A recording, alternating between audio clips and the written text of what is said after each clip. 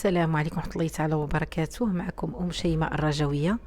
غنحاول نعاود لكم القصة يعني بعجالة، لأن كاين البعض اللي كيعرفها والبعض اللي ما كيعرفهاش. شيماء من مواليد 2003، تزادت زيادة عادية بحال جميع الوليدات، لكن ملي دارت في العمر ديالها تقريبا عامين ونص ولا ما بين عامين ونص 3 سنين كان وقع لها واحد الخطأ طبي، ومن تما كينا بدات المعاناة. يعني بقيت كنجري بها من 2005 حتى ل 2014 بدون جدوى، لدرجة وصلت 59 طبيب، حتى طبيب ما قدر يشخص لي الحالة ديالها، حتى طبيب ما قدر يقول لي راه خطأ طبي. فبقيت كنجري بدون جدوى حتى ل 2014 ملي ديتها للديار الايطاليه. تما كاينه فين غادي نكتشف المرض ديال شيماء. غنعرف بلي عندها ان مالفورماسيون اي باراليزي فاسيال، وغنعرف بلي بداها سرطان في العين. لكن الحمد لله درنا ليها 3 العمليات في الديار الايطاليه انذاك في 2014 ونجحت العمليه. وتما كاينه قالوا لي بلي راه شيماء يعني عندها تقريبا شي 11 عمليه، وما بين كل عمليه وعمليه 6 شهور. فكان دائما الزوج ديالي كيهز كريدي بحكم انه موظف. بقينا كنهزو كريديات حتى وصلنا للحد الادنى، ما بقاش عندنا حق فين نهزو. في 2016 كانت اخر عمليه درتها في الديار الايطاليه، وكان خصني من بعد 6 شهور نرجع، لكن ما بقاش عندنا الحق. يعني وصلنا للخط الاحمر كيف ما نقولوا، ما بقاش عندنا الحق فين نهزو كريدي. فمن تما كاينه بدات المعاناه ديال شيماء. خرجت الوسائل الاعلام في 2018 وبقيت كندير نداءات الى يومنا هذا. الحمد لله كانوا بعض الناس المحسنين والمحسنات كانوا كيعاونوني، وكنت كنقدر يعني كيف ما كنقولوا كيعاونوني باش نقدر هكا نشري لها الدواء، باش ندير لها التحاليل، ندير لها سكانير، باش تنعس في لوبيتال. ولكن ما كنتش كنلقى المبلغ ديال العمليه لان كان المبلغ خيالي وباهظ. فبقيت كنجري وندير نداءات الى يومنا هذا. وصلت الحاله ديالها لواحد الحاله مستعجله، لان ديك لانفيكسيون ديال الودينه تطورات. فحاليا الحمد لله دخل على الخط السي البدراوي جزاه الله كل خير رئيس الرجاء، وخلص لها هذه العمليه هذه اللي هي غير لانفيكسيون ديال الودينه. غادي نديروا لها هذه العمليه حتى تبرا ان شاء الله، عاد يمكننا نديروا لها العمليه الكبيره. ولكن كيف ما كتعرفي كتعيا اليد اللي تعطي، ما تعيا اليد اللي تشد.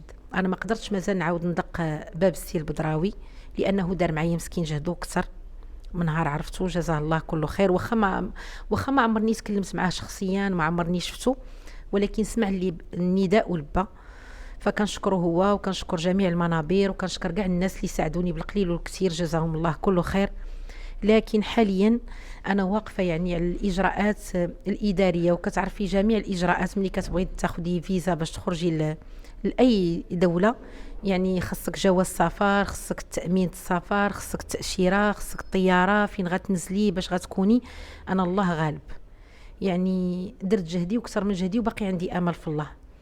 حاشا ولله تنقنط من رحمه الله، ولكن الغالب الله.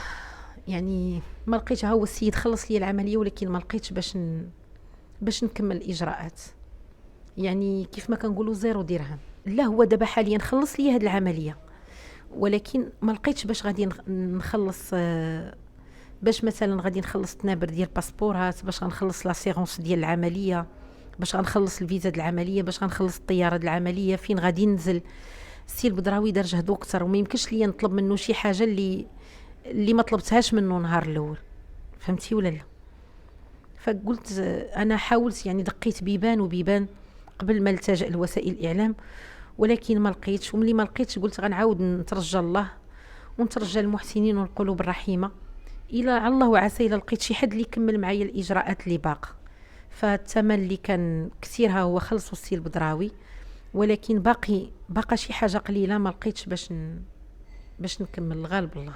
واش نقول لك، حسبي الله ونعم الوكيل، ان الله يرى. انا كنقول لي ما لقى باش يعاون بكلمه طيبه بالدعاء، فالكلمه الطيبه فهي صدقه جاريه، لان اليوم دنيا وغدا اخره. فحسبي الله ونعم الوكيل في الناس اللي ما كيراعيوش الاحساس والشعور ديال الطرف الاخر، خصوصا ملي كتكوني انت في امس الحاجه للدعاء وفي امس الحاجه للمساعده، لان ما كاينش اللي غيحس بك اكثر من الله سبحانه وتعالى. رسالتي للمحسنين اللي يقدر يعاون باللي قدر الله ما كرهتش، لان الغالب الله راه ماشي سهل. باش تكون عندك 11 عملية، ماشي سهل باش تكون مواكب العلاج من 2005 إلى يومنا هذا. فهو راه عمر إنسان ومتوقف على واحد العلاج معين، غير هو علاج مطول. كاين الأمل في الله، وحتى الأطباء أكدوا لي الأمل 99%. يعني غير المادة هي اللي كتكون عرقالة في الطريق صراحة.